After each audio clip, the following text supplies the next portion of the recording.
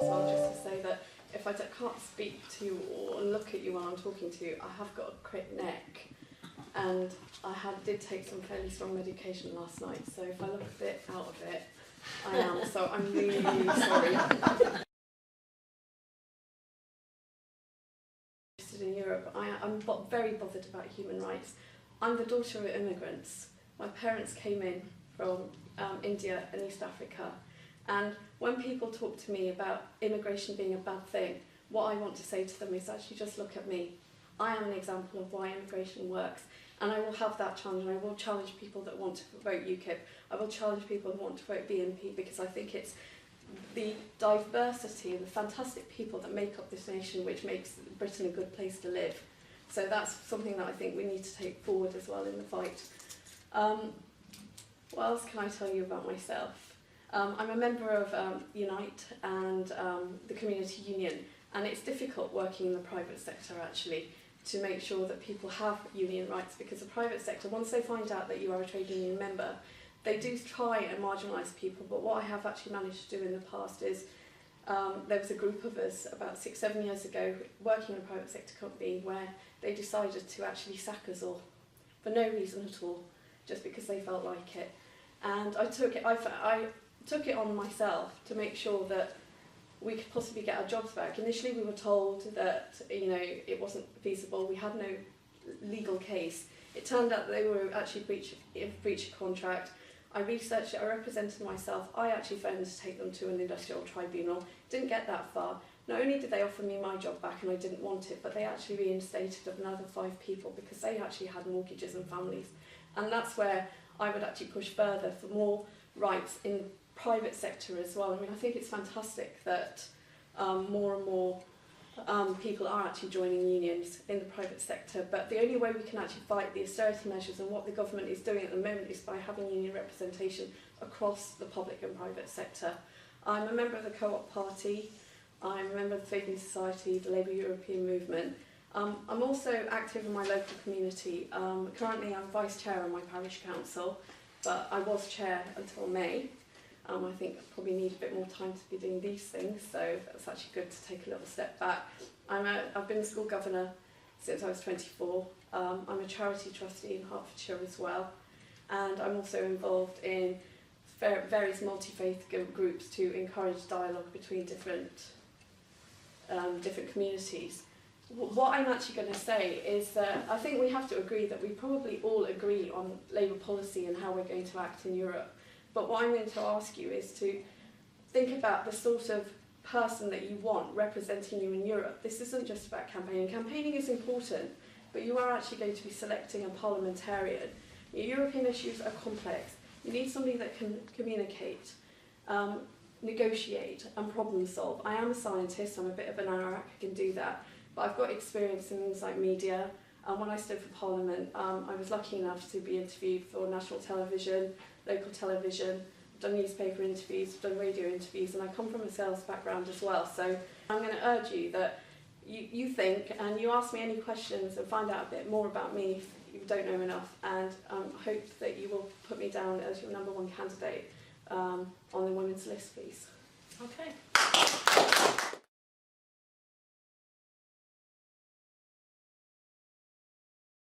How have I funded my campaign? If I actually say to you that I got divorced 5 years ago tomorrow, and I did actually lose my home, and I was nearly declared bankrupt. So the last few years have been a massive, massive struggle for me financially, despite the fact that I have a reasonably good job.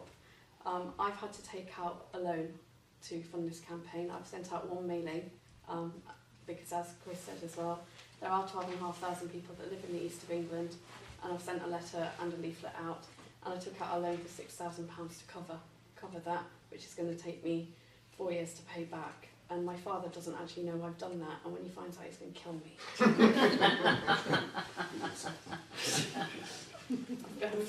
No, I'm not going to, but it's in the public domain, so I'm just thinking, oh gosh, don't tell him. But that's actually how I funded my campaign, and the reason I've done that is I just feel it's important to try and communicate the best of my ability. In terms of, I've got a website which Gary and I built. So we've also learned how to build a website. Although paid for the printing and the mailing, we also designed my leaflet at home. I've sent out emails using a free email system as well, so actually those aspects of it haven't been paid for. And what I'll say is I've learnt new skills, because I'm not the most artistic person in the world. I mean, I love looking at art, but I'm not the most creative.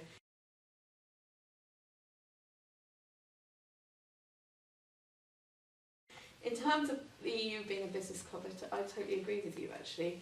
And my argument would be that actually markets, competition markets, they fail. And the reason we're in this mess is that there has been this focus on the capitalist side of things. And what I would actually push for is have the socialist argument to show that there's good things that Europe has done in terms of things like the Working Time Directive, the fact that we have statutory paid leave, the fact that we have maternity rights, the fact that we have better consumer rights. But I actually honestly think that there's so much more that the European Union could do in terms of health. How do we tackle the growing problems of obesity? Food labelling needs to be sorted out. I'm pleased to say that this morning I think I read that finally roaming charges for mobile phones in the EU are going to be scrapped from next year. All 27 commissioners have actually voted for that. And they are good things, because actually they help people, because at the moment I think we're just getting ripped off.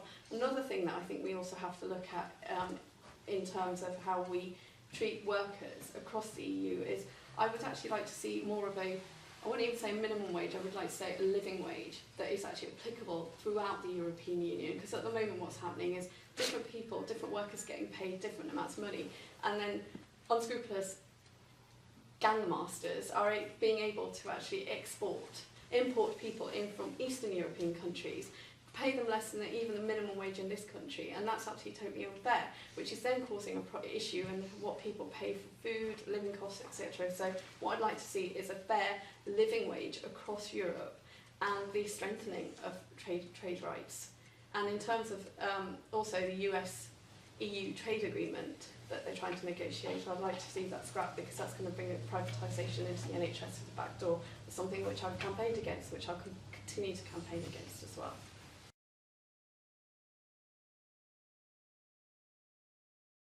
So why an MEP and not an MP? I mean, I've already stood for Parliament, and I explained why I actually stood for Parliament, and it was about making sure that there's Labour representation everywhere, even in seats where you're not necessarily going to win. One of the reasons why I chose the MEP route, and I've actually been quite serious about it, which is why I haven't gone looking for a further nomination since 2010, is I'm an internationalist. I've explained that my parents come from different countries, and I sincerely believe that we need strong candidates representing Labour in the east of England, but at the same time somebody that will take that fight on in Europe as well. Because whilst we've said that already,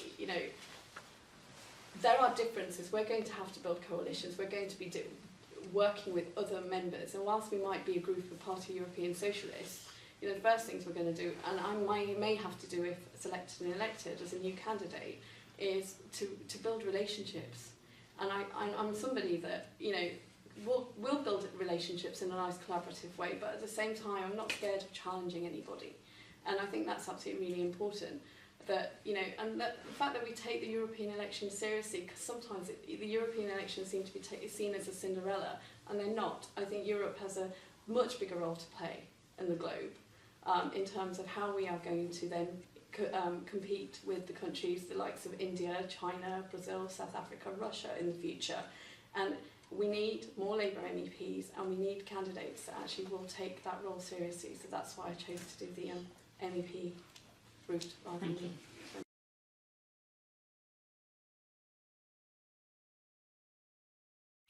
In terms of education, I'm actually something that is dear to my heart. I'm fighting, and I've been asked to write a piece about how I see, say, the future of Sure Starts, because I actually believe that all sorts of education and raising aspirations has to start from a very, very young age. I think we're leaving it way too late. When young people and children go to secondary school, that's way too late. And I would actually continue to fight across Europe and, in the east of England and Peterborough, to start the intervention early. Support should be starting from day one of you and when you're born, and even previously, because young mothers who are pregnant, who may come from deprived backgrounds and things, intervene right at the beginning when they get pregnant. So by the time the child arrives and is getting the right support, then we can actually have a generation of children that are will be able to achieve their full potential. Because I think it's too easy to say, well, they come from that background, it doesn't matter. I mean, I come from a background. I went to school which was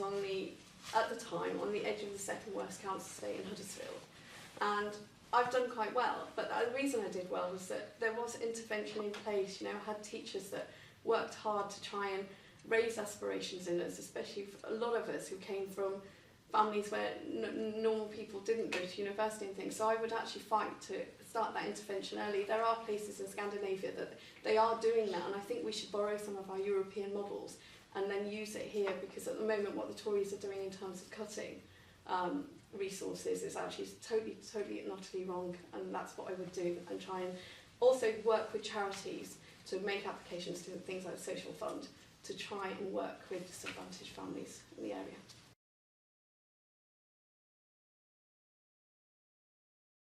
Simply no, but I think at the moment one of the things that we need to look at is this is just an argument against it, and what I would actually be saying is that people need to be clear what they're going to be voting for. So at the moment, actually, even if there was going to be a referendum, people aren't going to know what question they're being asked. And there was a recent poll by Ipsos Mori, I think it was in April, and when they actually when they told people on about 25 different issues, it was, Europe came at number 12. Immigration was at number 3, but when they talk about immigration, they're talking about housing, jobs, those sorts of things. And actually, the reason I'm actually against a referendum is we need to be very, very careful. It is highly likely that in 2015, Ed Miliband will become the Prime Minister, and do we really want him to be the person that's the member for taking us out of the EU?